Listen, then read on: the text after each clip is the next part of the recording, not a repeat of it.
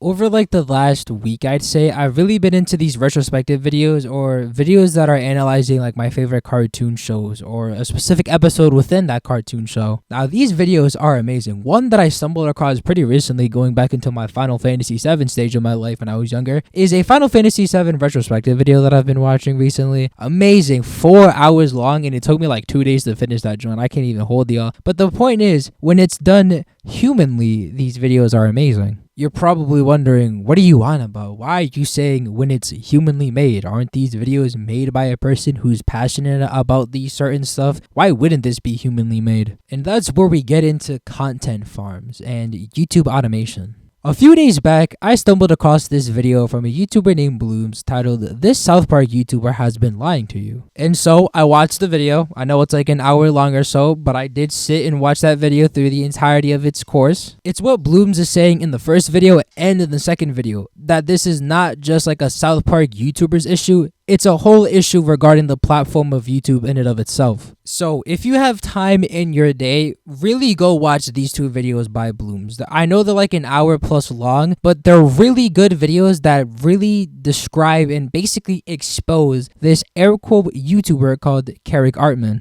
I'm gonna be honest, I got recommended their videos a few times, like a couple months ago, but I never really clicked on it because I wasn't really watching South Park at the time like that. It was just so more recently that I've been getting into South Park again, because it's definitely been a while since I've seen some South Park. I can't hold y'all. If you're wondering, well, what's the issue here? The issue is that they've been trying to convince you that it's been one person the entire time, but in reality, it's always been a group of people working on this channel. So then you ask, okay, it's just a group of people. What's the issue here? Well, I have no issue of, people working in teams, right? Well, my content is low effort. I'm a commentary YouTuber. All I do is speak into the mic and open up Audacity for about 8 to 10 minutes, and boom, there you go. Put some Final Fantasy VII Rebirth gameplay, and that's a video. The research that Blooms found is that it's a group of 3 people hiring scriptwriters, narrators, and editors for really low wages in these poor countries to essentially pump out this content as fast as possible. And these aren't like 8 to 10 minute videos. No, they're like 20 to 30 minutes like of video. I want you to put into perspective that it's just not humanly possible. Hence why at the start of this video, I said that when it's human made, it's good content, but when it's AI generated, it's bad content. And the issue is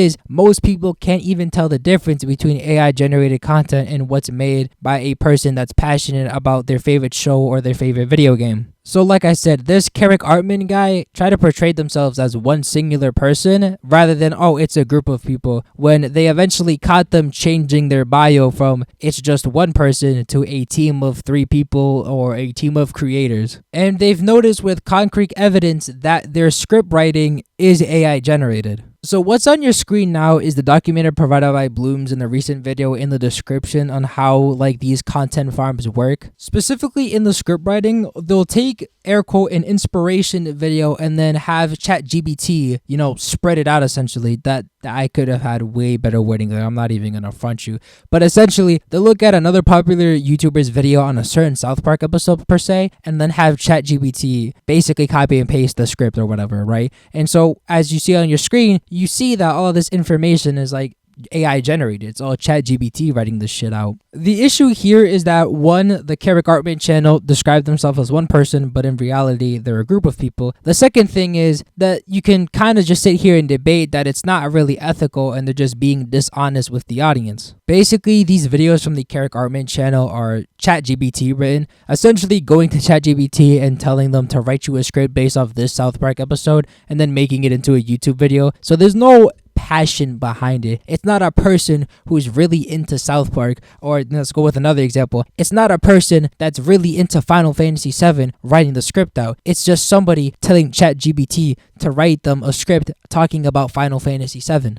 What's crazy is that the average consumer or the average viewer won't even be able to tell that it's AI generated. They're just going to continue watching the video in the background while they're playing a game or doing homework. These kind of like content farm channels, their only real motivation is money. They're not doing it for the love of the game. They have no passion behind it. All they see is dollar signs. There's no personality in the shit that you're watching. It's just somebody having ChatGPT write them out a script for them for a video to essentially get the views, the money, the bitches, maybe. I don't fucking know, dude. The issue is that these types of channels can practically post daily with air quote high quality content. A smaller YouTuber that's getting into the analyzing your favorite cartoon type of thing cannot compete with these guys because they're just uploading every single day and they're oversaturating the market. Which then, in all of this, comes down to you, the viewer, whether or not you really care that the content you're watching is AI generated. If you really don't care that the shit you're watching in the background while you're doing like your 15-page paper due at midnight tonight is AI generated, then honestly, that's fine. I'm just here to talk about the fact that this could be an issue for YouTube as a platform if we let these content farms just grow. Because they're not the small up-and-coming YouTuber that you're supporting. They're just essentially entrepreneurs trying to get a quick buck out of you. This isn't like when Logic was talking about on the Young Sinatra 4 song where they love you on a come-up because you ain't tated by fame and they steal their little secret. Because honestly, it's not a Horuko video without me mentioning Logic bars at this rate, bro. But anyways, you're not supporting that small YouTuber that you think you are. You're basically supporting entrepreneurs trying to get money. And then if that channel falls off and dies, they're just gonna keep doing it over and over again with different channels and with different shows to keep generating more and more money. Which, like I've been saying, these smaller channels trying to get into the South Park community niche cannot compete with these content farms pumping out South Park videos or SpongeBob videos or Simpsons videos or Rick and Morty videos, which is probably something new that people haven't thought of. I might have just gave an idea to an entrepreneur watching this video, so fuck me, I guess. But the point is, these smaller channels that are analyzing their favorite cartoon shows or video games cannot compete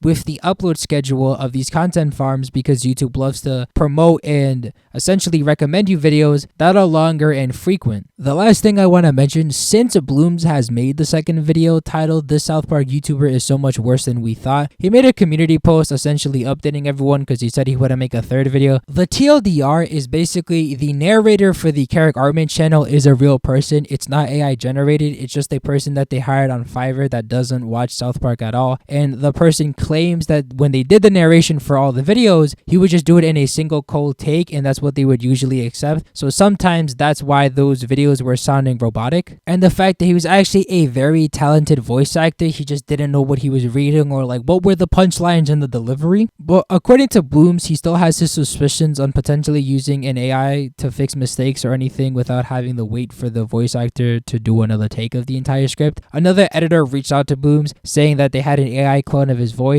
but the VA claims that they never used it in the videos. Turns out he actually suggested to the owners just to come clean about everything, but they refused. He claims that the owners asked him to do a face reel and pretend to be Ceric Artman, but he told them he wouldn't read the script if they tried to write him as the owner. So the VA was upset by the fact that they wanted him as like the face of the channel when he just didn't know anything about South Park at all, and the VA has stated that he hasn't had any response to them at all. I'm just gonna read you the rest of the community post. It says, update number 2, he told me that he's either been kicked from the Discord server or it's been taken down entirely. I think they're done. Update number 3, Ceric Artman is dead. The narrator received a message from the owners confirming it. They're just going to move on to other channels presumably. The fact that they're willing to simply dip out after this with no warning just speaks to the lack of respect for the topics they cover, as well as their employees. Just abandon them without thinking twice about it. I'm going to try to help out the narrator best I can. It's honestly just sad. This isn't what I wanted, but the owners are hustlers. If something slows down on the cash flow, just move on to the next thing. It's unfortunate. It's basically what I've been saying throughout the video, that these type of people don't really care about you. All they see is dollar signs. All they care about is the money. And if the money starts to slow down, they're just going to move to different topics and different channels to essentially get that revenue back. So they don't even care about you as the viewer. They really just care about the money. You're probably asking, so what if they just care about the money? Don't a lot of people that do YouTube for the money anyways? Yeah, people do YouTube for the money, which is honestly fine, but the fact that they weren't open about it and honest is what kind of like makes it unethical. Like, sure, yeah,